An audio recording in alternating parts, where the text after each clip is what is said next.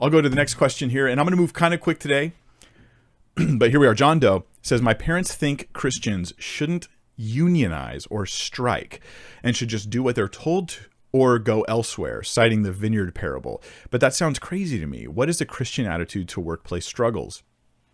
So, I mean, our general attitude, my short answer to this, John, is my general attitude towards workplace struggles is I do have an attitude of submission. That is my general attitude. And most often that's what applies. But does that mean a Christian cannot stand up for their rights or organize, right, a right-based like opposition to oppression? No, it does not. It doesn't mean that at all. So an example of this is Paul, who is told to submit to the governing authorities, right? But Paul, in the book of Acts, he appeals to Caesar. That's an interesting thing there. In the book of Acts, Paul appeals to Caesar. You can't just cry. You know, she wants this chair. Forgive me, you guys. I'm sorry for interrupting myself on the stream here. My cat demands that she sits in this exact chair, and today I didn't. I can't. Go away. All right. Sorry. I should have just given her the chair. Next week I will.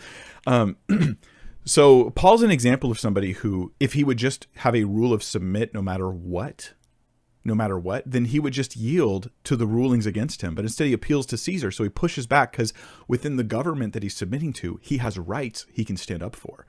That's what I'm talking about. There are rights you can stand up for. So unionizing, I think that that's entirely appropriate if the activities of the union are godly. And if the union is ungodly, you can't. If the union's ungodly, then there's not much you can do to be involved with them. So the question is not, should we unionize or not? It's, is this union going to be godly, or am I throwing myself in with ungodly things? Old unions in New York that were like run by the mob, like obviously that's a bad thing. And another way to look at this is to look at the actual teachings in Ephesians 5 that talks about you cat. It talks about servants and masters. Okay, let's read it. Bondservants, be obedient to those who are your masters according to the flesh, with fear and trembling, in sincerity of heart as to Christ. Okay, here's the way in which we're to be obedient, right? With fear and trembling, in sincerity of heart as to Christ. So I have respect and honor to Christ.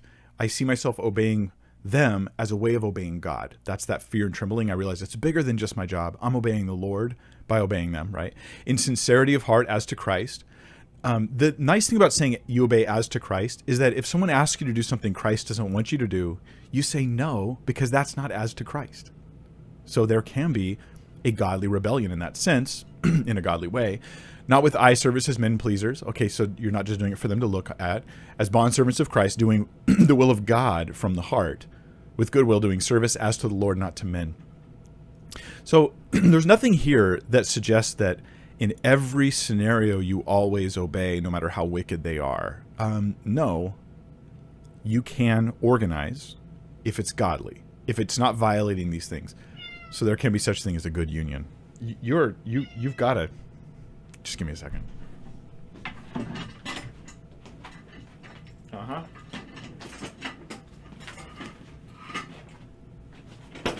My cat runs the house. We're live. I'm just gonna leave the counter. No, I gotta pick it up for Sarah. All right. Just give me a second, everybody. This is the worst. I will never sit in her chair again. I don't know how to untangle it. You caused this to happen. So I'm gonna go to the next question as I try to right the wrong here. How is this tangled? Okay, I'm just gonna have to not do the counter because Moxie's ruining my life. And on top of everything, I only got like a tiny bit of sleep last night because I woke up with a massive headache.